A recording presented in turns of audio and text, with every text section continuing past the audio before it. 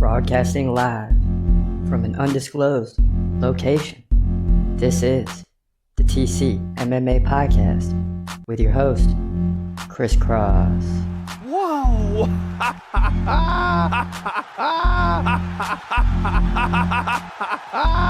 Dana White privilege. Let's go, baby! Let's go! Let's go! Let's go! Let's go, baby! Dana White privilege. Privilege.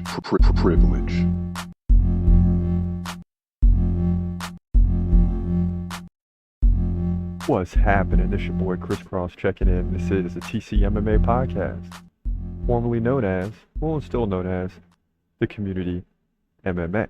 So, we're here today specifically to get into Dana White's Contender Series Week 2. Week 1 was phenomenal, but as we've seen in the past, the first week gets off to like kind of a medium, lukewarm start because there's always a pay-per-view event the following Saturday, as we saw with UFC 305 this past week.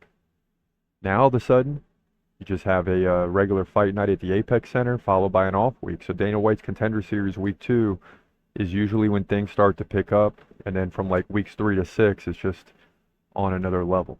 But before we get into the Contender Series, Dana White is in the news. And just a day ago, you had the big fight between Brendan Allen and Marvin Vettori at a PFL event. And that video is going viral. It's circulating everywhere. But the funny thing is what Dana White said. He said it must have been the fight of the night if it was at PFL. You know, it just one of the best in all of sports, right? Because anyone else comes out and condemns what happened, and there's going to be meetings and all that. And Dana White just posted a message on X, formerly known as Twitter. All of 10 seconds it probably took him to write it, and then that's that. There's no meetings with executives. There's no meetings with the fighter. There's no 6-month suspension and all this. It's the fight game. This is what fighters do. But they put themselves in jeopardy, right? Because, you might take a punch or land one and hurt your fist, or you take one and then you're out for a couple of weeks or a month or whatever. Messes up your training. So it's just not a good look for these guys. But at the same time, this stuff happens in the fight game. And I just love the way Dana White responds to this stuff, man. It cracks me up every time. It's very similar to Trump in politics, right? I mean, Dana White is Trump of the UFC. Like, he does not care. And it makes it fun to watch, I must say. It makes it fun to watch. But listen, let's dive into the Contender Series first. This is what it looked like last week. Now, I know it's a little hard to see, but there's going to be a lot more names added to this list. So you had Loner Kavanaugh. 4 of the 5 fights got in last week. Loner Kavanaugh, flyweight. You had Jose Delgado get in at featherweight. Mansour Abdul Malik got in at middleweight, 185. And then light heavyweight, 205, Bruno Lopez got in. So, that's the way it turned out last week, and we'll continue filling this in. Be interesting to see what division gets the most contracts, that's for sure. But that's the way it turned out last week. And by the time this thing's all said and done, we'll have 30 to 40 fighters introduced to the UFC. Please believe it. Please believe it. That's an average of 3 or 4 fighters every night. And sometimes there'll be 5. I'm sure if we have a good card where there's like 5 finishes, we're going to get 5 on a given night. But let's jump into the first fight. This is going to be fight 5 for week 2 of the Contender Series. You got Brand versus Haddon, bantamweight division. Check this out.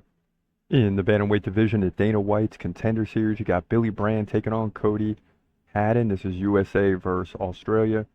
First fight of the night. Billy Brand 5-1, Cody Haddon 6-1. So 2 relative newcomers to MMA. Both guys need a big finish to get the contract. They're both 5'7". Brand 28, Haddon 25. Now Brand, in his 5 wins, 3 KOs, 2 decisions. He was KO'd once back in 2022. Since then, he's won 4 straight. Fighting out of Uriah Faber's A1 Combat, and we've seen several guys come out of Uriah Faber's A1 Combat into the Contender Series. So Uriah Faber's doing a great job there, giving talent an opportunity. Haddon in his 6 wins, 5 KOs, 1 submission, so he's a finisher. Lost once by a decision. To who? Steve Erceg, the guy who just fought for the title in the UFC. And he went to a decision with Erceg back in 2021. That tells me everything I need to see. Cody Haddon is basically 6-0. You might as well wipe the Steve Erceg fight clean. Now, if he can get the win here, right, he might even get in with a decision. But the guy's a finisher, right? He's capable of finishing people. And the fact he went to a decision with Steve Erceg is probably why he's getting the opportunity here so quick. You know, you lose to a guy and then you see him rise up. That only improves your stock too. So Cody Haddon, this is an easy one for me. Should get the win here if he went to a decision with Steve Erceg. He'll move to 7-1 in my opinion. Bantamweight division. Dana White's Contender Series. And again, we have to say it. It's going to be much harder to predict fights in a Contender Series. We said that last week. We'll continue to say it probably all the way through week 10 because you don't have common opponents. They're not in the UFC where you're like, okay, they lost to this guy but beat this guy, so they're somewhere right here. And the matchmakers actually do a good job of making it difficult to make predictions, but you know, it's a lot harder in the Contender Series. But in this one, I like Haddon just because he went the distance with Steve Erceg, and Steve Erceg's a top 10 guy in the division. So, you know, that's an avenue we look to try to make decisions. Now, in the next one, you got 8-2 Ralston fighting out of Australia, taking on Torres Fini, who's undefeated at 8-0. He's American, and this is a middleweight division fight. Middleweight division, which looked good last week. So let's get into this one right now. In the middleweight division at Dana White's Contender Series, you got Cameron Ralston coming in at 8-2, taking on the undefeated Torres Fini, who comes in at 8-0 and had a win previously at the Contender Series. Ralston's going to be 6 inches taller. He's 6'2", compared to the 5'8" Fini. You know, Fini's 5'8", but he's still 185. It's a big dude, man, low to the ground. Ralston is 29. Fini is 25. In his Contender Series fight, he landed less than 1 significant strike per minute, but averaged 13 takedowns over the course of 3 rounds. So he had like 4 takedowns in short order, right? That's the bottom line. Now Ralston in his 8 wins, 4 KOs, 4 submissions. You gotta like that, but he was KO'd once and lost once by decision. But those losses came back in 2018. Since then, he's won 5 in a row. Not as active as you like, right? Just 1 fight since 2020. Fini, aka the Punisher, in his 8 wins, he's got 6 KOs, 1 submission, 1 decision. So, not quite sure if, since this guy won last year in the last week, week 10 at the Contender Series against Yuri Penfarov. I'm not sure why he didn't get the contract, but maybe it's because the UFC was expecting him to land a KO and he landed a submission. That's the only thing I can think of. But he came back at Combat Night Pro against Tyson Jeffries and landed the TKO. So this one's simple for me. I mean, Fini's got the experience. He's undefeated. All he has to do is win, and he's getting the UFC contract, right? For some reason, the UFC made this guy wait, but he'll remind the UFC why he deserves a contract. He'll get the win. Not quite sure how. It could really finish in any which way, decision, KO, or submission. So we'll have to wait and see. But he gets the win, in my opinion. Middleweight division, Dana White's Contender Series. Yeah, so it's very rare that a guy wins at the Contender Series and comes back next season and loses. But anything is possible. And both Ralston and Fini are very good fighters, 2 guys that are on the rise, and this is going to be a special one early in the card. I'm looking forward to seeing that one, but that's the way we got it going. As we work our way up into fight 3, you got Romeus, 8-2, American, taking on Michael Imperato, who's 12-6, Canadian. So that's pretty wild. A 12-6 guy gets an opportunity here. This fight goes down in the bantamweight division. So let's get into it right now. In the bantamweight division at Dana White's Contender Series, you got Cortavius Romeus taking on Michael Imperato. I like this fight setup. Romeus 8-2, Imperato 12-6. So he does have a, this is USA versus Canada, but Imperato has a lot of losses outside the UFC. but he stands 3 inches taller at 5'7". Romeus, on the other hand, is 30 years old, 68-inch reach, fights left-handed, landed 14 significant strikes in his one fight in a UFC setting. 14 per minute. It's pretty wild. In his 8 wins, he's got 2 KOs, 5 submissions. Right, and that fight came against Ramon Tavares. He lost by a TKO, but he was throwing a lot of punches up until that point. So, he should have been going for takedowns instead of, you come into the Contender Series and you try to land a KO to get the contract, but his game is submissions, and hopefully he can get back to that in this fight. He came back against Eric Foe at NIF MMA and landed the armbar submission to win that fight. Now, Imperato, in his 12 wins, 9 submissions. So that makes the submissions for his opponent even tougher. Do you really want to go to the ground with this guy when he's got, he finishes 75% of his fights by submission? But he has 6 losses, 2 by KO, 1 by submission, 3 by decision. He did lose in April of 2023 at PFC by decision. He came back and beat Ricky Bandejas at Unified MMA 55 by submission. This is a tricky one and a very tricky fight for Cortavius Romeus, but I gotta believe that this guy is gonna find a way to win. Both guys are capable of landing submissions on the ground, but Romeus does have experience in this setting. He only has 2 losses, and I think that experience is gonna pay big dividends in this fight. I look for Romeus to get the win by submission, although it's gonna be tough, but in my opinion, that's what happens. He'll move to 9-2, bantamweight division, Dana White's Contender Series. Yeah, tough angle here, especially since both can go to the ground. The fight's headed to the ground. If someone gets KO'd here, I'm going to be very, very surprised. And when you got 2 guys that are capable of going to the ground and landing submissions, anything is possible. So you're going to see some great grappling in this one. Not always a fan favorite, but if you're a diehard fan, you don't mind the grappling every once in a while, especially when you got 2 guys that can submit their opponent, they're fending off submissions, and they're both, going to be maneuvering around to switch positions and all that. So it's going to be interesting from that perspective. Will it be enough to get him into the UFC? I think it will be if they can get to submission, because Dana White understands the game and how hard it is. It's easier to go up against a striker who has no takedown defense skills and shoot right in for the takedown, but this isn't the case in this one. So tough one to predict there. In the co-main event, heavyweight division, baby. You got Kuniev coming in at 12-2. He's Russian, taking on Kuna. He's 8-1. He's Brazilian. Oh my goodness. Oh my goodness. And you know how the heavyweight division goes. You would think someone's getting KO'd here pretty early in this one, because it's usually lopsided in the heavyweight division at the Contender Series. Let's get into this one right now. In the heavyweight division, I love it. Heavyweight division, baby. Contender Series.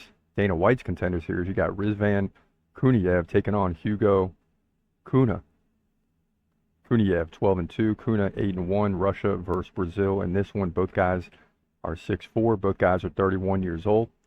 Now, Kuniev does have some stats in a UFC setting. He's got a 76-inch reach, fights right-handed. In his previous fight in a UFC setting, landed 7 significant strikes per minute and more than 1 takedown per round. In his 11 wins, 5 KOs, 2 submissions, 3 decisions. In his 2 losses, he lost both by decision. So in his last fight, he fought for PFL, beating Renan Ferreira. Or actually, it ended up being a no contest. Renan Ferreira, I believe, if I'm not mistaken, is the current heavyweight champ for PFL. Prior to that, he won several fights in a row. I mean, he hasn't lost since 2015, so he may as well be undefeated. He's run off about 7 or 8, maybe 9 wins since then. So he's unbeaten in about 9 or 10 fights. Hugo Kuna, aka Silverback, in his 8 wins, 4 KOs, 4 submissions. He did lose once by decision. So very tough pick here. I like Brazilians. I like the fact that this guy gets submissions, but I'm a little bit concerned, with Kuniev, because he does have a win at the Contender Series back in 2021, right? Didn't get the UFC contract, but has still been perfect since then. But he's fought only 1 time in both 2022 and 2023, so that's a problem. His opponent, on the other hand, had fought twice in 2023, so a little bit more active. He beat Eduardo Neves in his last fight at LFA 171 by submission. So, as scary as Kuniev is and very capable of winning, I got to go with Kuna. I got to go with the Brazilian. I got to go with the submission specialist. If he can take this fight to the ground, he's got a good opportunity to get the win. And I'm going to continue picking the way that I pick because it's been successful in the past. But this one is going to be a tough one. I still like Kuna to get the job done. And hopefully this submission here, in my opinion, to move to 9-1, heavyweight division, Dana White's Contender Series. That's another tough one. I'm surprised that I actually went with Kuna. I mean, it's the Brazil thing for sure because Kuniev fighting, I believe, the PFL champion because I'm pretty sure that's who Ngannou is fighting next, Renan Ferreira. So he's got some good experience, has fought in the Contender Series before. But when you got a Brazilian, man, and it's close, I tend to lean that way. Make no mistake about it. Now, as we jump into the main event, welterweight division, you got Gustafsson from Sweden coming in at 10-2, taking on Pat Pytlik, who comes in at 9-1, fighting out of Canada. And the only reason I know who Pytlik is because the UFC just posted Dana White's looking for a fight, and they went and saw Pat Pytlik, and it went well for him. So this is going to be an interesting fight. This matchup is on purpose, and it's going to be highly intriguing in a great division that can always use more beef and new fighters coming in. So let's get into it right now. In the welterweight division, your main event at Dana White's Contender Series, you got Andreas Gustafsson taking on Pat Pytlik. Gustafsson 10-2, Pytlik 9-1. This is Sweden versus Canada. Both guys stand 6'1". Gustafsson 33, Pytlik 35. Now, beginning with Gustafsson, in his 10 wins, he's got 7 KOs and 2 submissions. Look out. He's never been finished. Lost 2 fights by decision to Joelton Luderbach, whom we've heard of, and Damian Janikowski. He's won his last 2, both at FCR, 16 and 18 by TKO. So he's got some momentum coming in. Now, Pytlik, in 9 wins, 9 KOs. My goodness. 1 loss by submission. Shouldn't be a problem in this one, though. Now, in his last 2 fights, he's won them both against Ryan Leininger by KO and a TKO against Michael Hill, both at Unified MMA.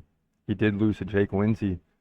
That was back in 2019, though, by guillotine. So he's a little less active than his opponent, who actually fought 4 times and went 3-1 in 2023. So I like the fact that, Pytlik is getting 9 KOs in 9 fights. And that's great to know, but I'm concerned with the fact that he hasn't fought much lately. I mean, Gustafsson has had 4 fights since the last time this guy fought. That's the bottom line. So, a little bit nervous about this pick, but Gustafsson is just too active compared to Pytlik for me not to go with him. I like Gustafsson to win this fight. It'll be interesting to see if he can get a submission. I mean, he's got 2 submissions so far, and that's how Pytlik has lost before. I don't see him landing the KO. Although, when you look at this guy, you can tell that he can KO people. I think the submission is going to be more advantageous. He's not going to want to stand and strike with Pytlik. He's got to take the fight to the ground. I think he knows that and will do that and get the victory by submission, in my opinion, to move to 11-2, welterweight division, UFC, or Dana White's Contender Series. Yeah, and listen, let's be real. Pat Pytlik is for real. I mean, this guy is for real. He finishes everybody that he beats. Only has lost once. Gustafsson, if my pick is going to be correct, must stick to the game plan. He cannot get in a striking battle with Pytlik. He's got to shoot in for takedowns and get this fight to the ground as early and as often as possible. If he does that, he can pull it out.